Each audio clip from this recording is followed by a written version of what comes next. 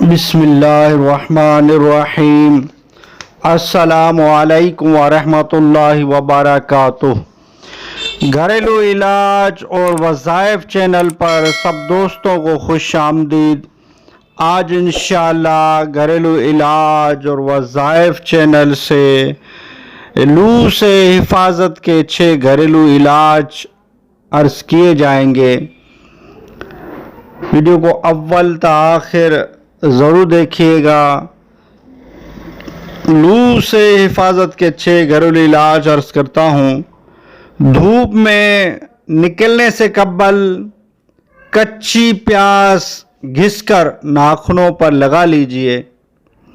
یاد رہے کچی پیاز کی یا کسی بھی طرح کی بدبو کی حالت میں مسجد کا داخلہ حرام ہے، منع ہے۔ بدبو والی چیز مسجد میں لے کر جائز نہیں ہے۔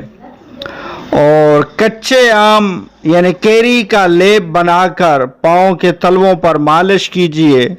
تقریباً 250 گرام بیسن، ایک پاؤ بیسن چنے کی دال کے آٹے میں 10 گرام کافور شامل کر کے پانی میں گھول کر بدن پر لگانے سے ٹھنڈک ملتی ہے اور گرمی دانے بھی نہیں ہوتے۔ اگر کافور شامل نہ کریں تب بھی فائدہ ہو سکتا ہے مگر کم۔ ٹماٹر کی چٹنی یا ناریل کھائیں، اس سے بھی لو سے حفاظت ہوگی۔ گرمیوں میں کھانا کھانے کے بعد گڑ کھانے سے لو نہیں لگتی۔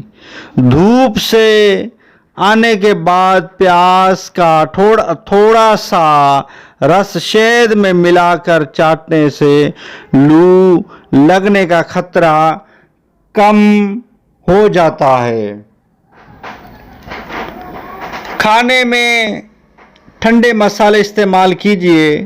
گرمیوں میں گرم تاثیر والے مسالے کے بجائے ٹھنڈی تاثیر والے مسالے مثلا ہلدی، خشک دھنیا، سفید زیرہ، الائچی، دار چینی، ٹماٹر، لیموں، دہی، آلو بخارا، املی اور ہریا دھنا، پودینہ وغیرہ کھانے میں ڈالنے مناسب ہوتے ہیں۔ گرم مسالے ڈالنے ہوں تو کالی مرچ، ہری مرچ یا پسی ہوئی لال مرچ وغیرہ کم مقدار میں ڈالیے۔